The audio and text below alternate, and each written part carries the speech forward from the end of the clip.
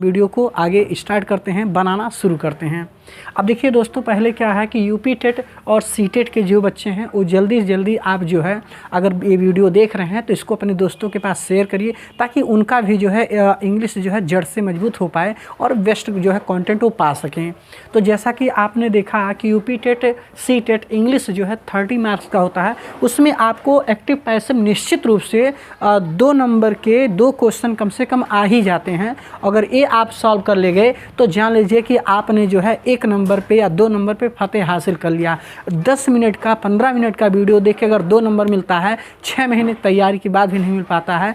तो दोस्तों अब हम शुरू करते हैं वीडियो। जैसे यहाँ लिखा है कि आई नो हिम, इसका पैसिव वॉइस बनाना है। हेलो दोस्तों, कमेंट में आप भी बनाते रहिए और हम भी बनाते रहें, दोनों लोग एक साथ बनाते रहें ताकि इंग्लिश को जो है पढ़ने में मज़ा आ जाए। और ये आपका जो क्वेश्चन है ये निश्चित रूप से कई वर्ब ऐसा पढ़ते होंगे जहां पर आपने देखा है कि बाई का ही प्रयोग करके अक्सर बनता हो। यही कारण है कि एग्जाम में जो कम संख्या में आता है उसी को पूछा जाता है, जो ज़्यादा संख्या में बच्चों को ज्ञान होता है आता है उसको कम पूछा जाता है, और कम को जो है ध्यान से नहीं देखते, इस नाते हमारे नंबर मिस हो जाते हैं। तो यहाँ पर देखिए लिखा है सब्जेक्ट हो गया, पैसिव वॉइस का हेल्पिंग वर्ब हो जाएगा, वर्ब का थर्ड फॉर्म हो बाई। लेकिन दोस्तों हम आपको बताना चाहेंगे कि इस जो है वाक्य में जो है आपको बिल्कुल बाई का प्रयोग नहीं करना है, क्योंकि कुछ वर्ब हैं जैसे इंटरेस्ट है तो इसके साथ इन लगता है, बाई नहीं लगता है। जैसे आपका सेटिस्फाइड है तो इसके साथ बिल लगता है, बाई नहीं लगता है। जैसे मैरी है उसके साथ बिल लगता है, बाई नहीं लगता है। जैसे आपका जो है सरप्राइज्ड है तो ऐड लगता है, अलार्म्ड के साथ ऐड लगता है, लाभ के साथ ऐड लगता है, सरप्राइज्ड के साथ एस्टोनाइज्ड के साथ लाभ क्या लगता है, ऐड। तो अब आपको दोस्तों पता लग रहा है कि यहाँ पर फार्मूला क्या होगा कि सब्जेक्ट होगा और पैसिव वॉइस का जो है आप हेल्पिंग वर्ब लगाएंगे जैसा टेंस होगा, प्लस वर्ब का फॉर्म तो लिखेंगे। अगर वर्ब हमारा नो है तो नो के साथ जो है बाई का प्रयोग नहीं करते हैं, बल्कि नो वर्ब के साथ हम केवल टू का प्रयोग करते हैं। तो अब आपको मज़ा आने वाला है जो है, और वीडियो स्किप मत करिएगा, ये आपकी लाइफ को चेंज कर देगा। और जो भी यूपी टेट सी टेट हैं उनके जो है अच्छे मार्क्स आ जाएंगे जो है। तो हमने क्या लिखा कि आई न्यू हिम, न्यू का मतलब वर्ब का सेकंड फॉर्म। तो वर्ब का सेकंड फॉर्म अगर आता है सब्जेक्ट के तुरंत बाद, इसका मतलब वाक्य होता है पास्ट इंडेफिनिट का। तो पास्ट इंडेफिनिट का है तो ही के अनुसार क्या लग जाएगा, वाज। तो हो गया ही वाज, और न्यू का जो है थर्ड फॉर्म होता है नोन। तो हो गया ही वाज नोन, और टू आई इधर आएगा तो यहाँ पर हमारा ऑब्जेक्ट बन जाएगा, हो गया मी। तो he was known to me, क्या हो जाएगा, he was known to me. तो इस तरह से हमारा पहला जो है क्वेश्चन सॉल्व हो गया। अब हम दोस्तों दूसरे क्वेश्चन में आपने देखा कि लिखा है कि my father taught me Hindi. तो यहाँ पर आपने देखा क्या लिखा है कि माय फादर, क्या लिखा है, माय फादर, और TAUGHT टॉट मी हिंदी, क्या लिखा है, my father taught me Hindi. अब यहाँ आप देख रहे हैं माय फादर सब्जेक्ट हो गया, टॉट हमारा वर्ब का सेकंड फॉर्म हो गया, मी क्या है, इनडायरेक्ट ऑब्जेक्ट है, और हिंदी क्या है, ये डायरेक्ट ऑब्जेक्ट है। तो आप ये ध्यान रखिएगा कि जब भी वाक्य में क्या है डायरेक्ट और इनडायरेक्ट दोनों आता है तो वहाँ पर हम क्या करते हैं कि अक्सर इनडायरेक्ट को हम जो है सब्जेक्ट बनाते हैं। तो अब यहाँ पर हमारा क्या लिखा है, मी है, तो इधर आएगा तो हो गया आई। चूँकि यहाँ टॉट है वर्ब का सेकंड फॉर्म है, अक्सर आपसे परीक्षाओं में जो है पास्ट इंडेफिनिट का ही दोस्तों पूछा जाता है। इस नाते इसका अगर प्रेजेंट इंडेफिनिट टेंस और पास्ट इंडेफिनिट टेंस अच्छे से प्रैक्टिस में हो जाए तो कोई दिक्कत नहीं होने वाला है, नंबर वो आपको मिलना ही मिलना है। तो आई हो गया, आई के साथ हम क्या लगाएंगे, वाज, आई वाज हो गया। अब इसके बाद क्या हमारा है, वर्ब क्या है, टॉट है, तो आई वॉज TAUGHT टॉट, तो हो गया आई वॉज टॉट। और जो डायरेक्ट ऑब्जेक्ट होते हैं इसी के यानी वर्ब के बगल में तुरंत हम डायरेक्ट ऑब्जेक्ट को लिख लेते हैं। तो यहाँ पर हो गया हमारा हिंदी। तो हो गया कि आई वॉज टॉट हिंदी, और यहाँ पर क्या लिख देंगे, बाई। माय फादर है तो यहाँ पर क्या लिख देंगे, माय फादर। तो क्या हो जाएगा यहाँ, माय फादर। तो हो गया कि I was taught Hindi by my father. तो इस तरह से दूसरा क्वेश्चन हमने तीसरा क्वेश्चन शुरू करते हैं। तीसरा भी हमारा वाक्य है पैसिव वॉइस में ही है, जो आपको जो है बेस्ट चीज़ देगा। तो लिखा है कि let me write a letter. तो क्या लिखा है कि let me write a letter. अब आप सोचते होंगे कि जितने भी पैसिव वॉइस के वाक्य होते हैं इंपरेटिव सेंटेंस में सब लेट से ही तो बनते हैं, और इसमें पहले से बना है। अब इसको हम कैसे बनाएंगे, तो इसको भी बनाएंगे अच्छे से बेहतर, क्योंकि इसकी ट्रिक क्या है कि जब आपका लेट आए प्लस ऑब्जेक्ट आ जाए, यहाँ ऑब्जेक्ट अक्सर इनडायरेक्ट आएगा, प्लस वर्ब का फर्स्ट फॉर्म आ सकता है या वर्ब कोई भी आ सकता है। क्यों, क्योंकि यहाँ पर केवल फर्स्ट फॉर्म आएगा, इम्परेटिव का है, प्लस यहाँ आपका जो है ऑब्जेक्ट आएगा, लेकिन ये ऑब्जेक्ट कैसे होगा, डायरेक्ट ऑब्जेक्ट होगा। तो यहाँ पर क्या होता है, जो हमारा क्या होता है कि जो यहाँ पर डायरेक्ट ऑब्जेक्ट होता है इधर हम लाते हैं तो हो जाता है कि late plus direct object plus यहाँ पर हम बी का प्रयोग करते हैं प्लस वर्ब का third form plus by plus जो यहाँ पर ऑब्जेक्ट आपका इनडायरेक्ट है, यहाँ आके फिर से जो है वो इनडायरेक्ट ऑब्जेक्ट क्या बन जाता है, इनडायरेक्ट ऑब्जेक्ट। तो यहाँ क्योंकि लेट जो दोस्तों है, लेट का प्रयोग जो है जब भी होता है, लेट जो है उसके बाद ऑब्जेक्ट ही आता है, कभी सब्जेक्ट नहीं आता है। तो अब ये हो गया हमारा लेट डायरेक्ट ऑब्जेक्ट बी और वर्ब का थर्ड फॉर्म हो गया बाई और ऑब्जेक्ट। तो अब लिखा है let me write a letter, क्या लिखा है, let me write a letter. अब इसको देखिए हम कैसे बनाते हैं कि लेट तो ऐसे रह जाएगा, यहाँ पर हम लाएंगे इसको तो क्या हो जाएगा, अ लेटर, क्या हो जाएगा, तो let a letter a be और राइट का थर्ड फॉर्म क्या हो जाएगा, रिटन, क्या होगा, रिटन। तो हो गया कि let a letter be written और बाई, और यहाँ पर मी है तो यहाँ पर क्या हो जाएगा, मी और मार्क फुल स्टॉप। तो हो गया कि let a letter be written by me. तो इस तरह से आपका ये कौन सा पहला क्वेश्चन सॉल्व हो गया, दूसरा सॉल्व हो गया। तो ये हम जो है तीसरा, 3 क्वेश्चन हमने सॉल्व किया। अब हम जो है चौथे की तरफ बढ़ते हैं।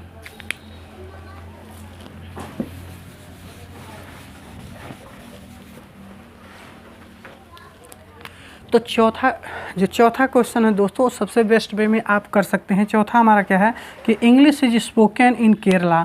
तो इसको एक्टिव वॉइस बनाना है, किसमें, एक्टिव वॉइस में। तो क्वेश्चन क्या है कि English is spoken in Kerala, right. तो ये देखिए यहाँ लिखा है English is spoken in Kerala. Is से हमें पता लगा कि ये पैसिव वॉइस का हेल्पिंग वर्ब है, स्पोकन से पता लगा ये वर्ब का थर्ड फॉर्म है। तो दोस्तों याद रखना कि ये वाक्य हमारा पैसिव वॉइस में ही है, इसको एक्टिव वॉइस में बदलना है। तो आप देखिए यहाँ इंग्लिश जो है ये यहाँ सब्जेक्ट का काम किया है, इज जो है हेल्पिंग वर्ब का काम किया है, ए वर्ब का थर्ड फॉर्म, लेकिन इन केरला जो है ये अदर वर्ड्स हैं, क्या है, अदर वर्ड्स हैं। तो ऐसे वाक्य अगर आपको मिल जाता है तो यहाँ पर 90% बच्चों का वाक्य जो है गलत हो जाता है, लेकिन आपका नहीं होगा, क्योंकि आप स्टडी एड घर पे इस चैनल पे आए हैं जहाँ पर आपको अंग्रेजी जड़ से मजबूत कराया जाता है। तो टेंशन लेने की ज़रूरत नहीं है।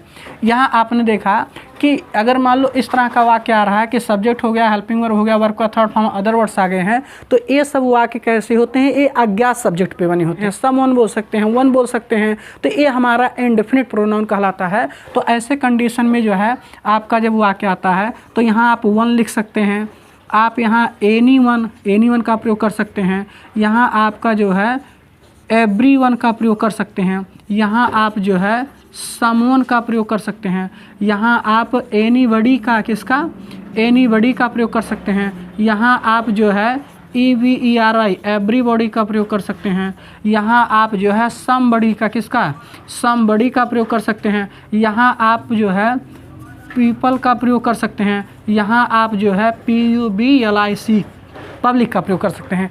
कहने का मतलब दोस्तों इस तरह का जब वाक्य आता है तो यहाँ पर ये सब अज्ञात सब्जेक्ट हैं। एनीवन कोई एक बोल सकता है, एवरीवन हर कोई बोल सकता है, समवन कोई एक बोल सकता है। तो यहाँ इनमें से कोई भी एक सब्जेक्ट अगर आप यूज़ करेंगे इसमें तो ये जो है अपने आप इंडेफिनिट के अंतर्गत ये आपका एक्टिव वॉइस बन जाएगा। तो यहाँ लिखा है English is spoken in Kerala, तो हो जाएगा यहाँ हम क्या बनाएंगे कि वन, क्या लिखेंगे, वन, और इज से क्या पता लगा कि ये प्रेजेंट इंडेफिनिट टेंस का वाक्य है, किसका है, प्रेजेंट इंडेफिनिट टेंस का, इज RM प्लस वर्ब का थर्ड फॉर्म, तो प्रेजेंट इंडेफिनिट का है। तो हो गया कि वन, और यहाँ पर जो है अब इज नहीं आएगा, क्यों, क्योंकि इंडेफिनिट में ये सब एक वचन सिंगुलर नंबर के सब्जेक्ट होते हैं, किससे होते हैं, सिंगुलर, तो और इनके साथ क्रिया भी एक वचन का ही लगेगा। तो हो जाएगा कि वन स्पीक्स, क्या हो जाएगा, वन स्पीक लिखा है तो यह क्यों जुड़ गया, यस। तो हो गया वन स्पीक्स, कोई बोलता है, क्या, इंग्लिश। अब यहाँ पर आपका क्या हो गया, ऑब्जेक्ट हो गया। तो हो गया कि वन स्पीक्स इंग्लिश, कोई अंग्रेजी बोलता है, और कहाँ, इन केरला, क्या, इन केरला। तो अब आपका जो है इस तरह का वाक्य कभी गलत नहीं होने पाएगा, और आप इसको थोड़ा प्रैक्टिस कर लीजिएगा।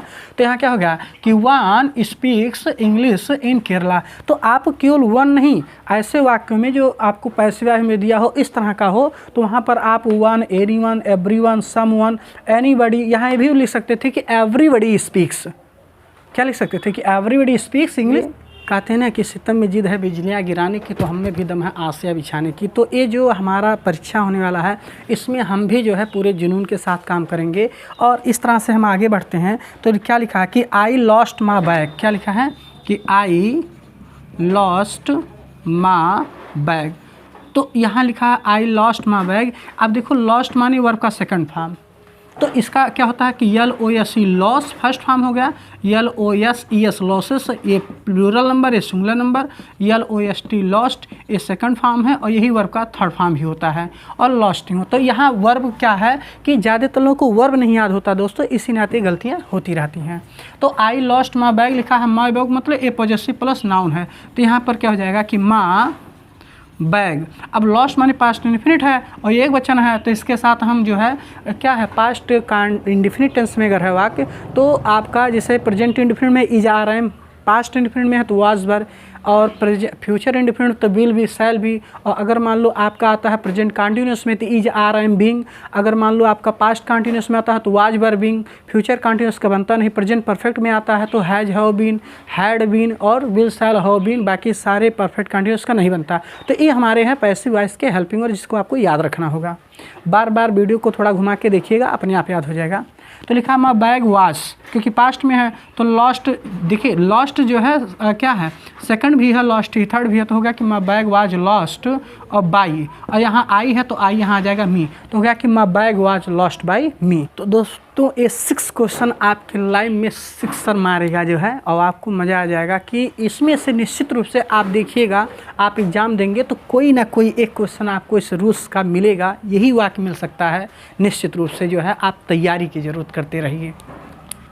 तो यहाँ लिखा है हेल्प मी, क्या लिखा है हेल्प, क्या लिखा है कि हेल्प द पुअर। तो देखिए कुछ वर्ब हैं, जैसे मान लो रिस्पेक्ट आपका है, क्या है रिस्पेक्ट है, आपका लव है, आपका जो है क्या है हेट है, आपका क्या है इंसल्ट है, इंसल्ट है।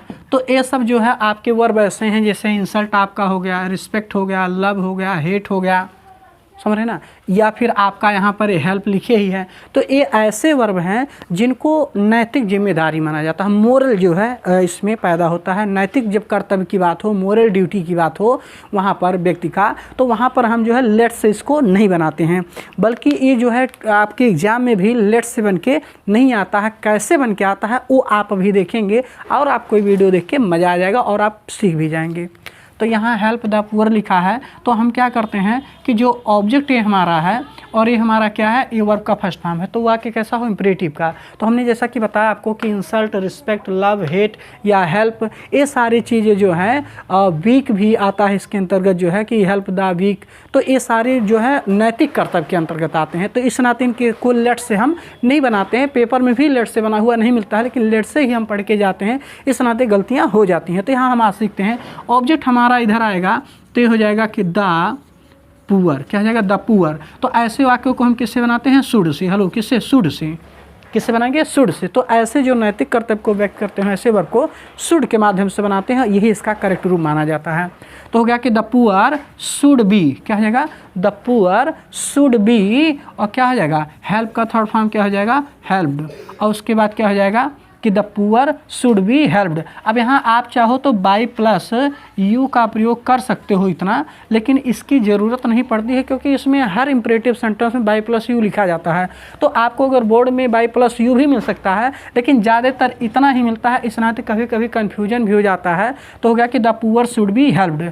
तो जो है ये वीडियो जो है आप बढ़िया से घुमा के देखिएगा, अपने दोस्तों को जो है बार बार शेयर करिएगा, तो ये वीडियो आपके लिए बेस्ट होगा। और फिर एक वीडियो लेके आपको जल्द मिलते हैं, जो है किसके लिए, यूपी टेट और सी टेट वाले बच्चों के लिए, जो वो धमाका करेंगे। तो थैंक्स ऑल ऑफ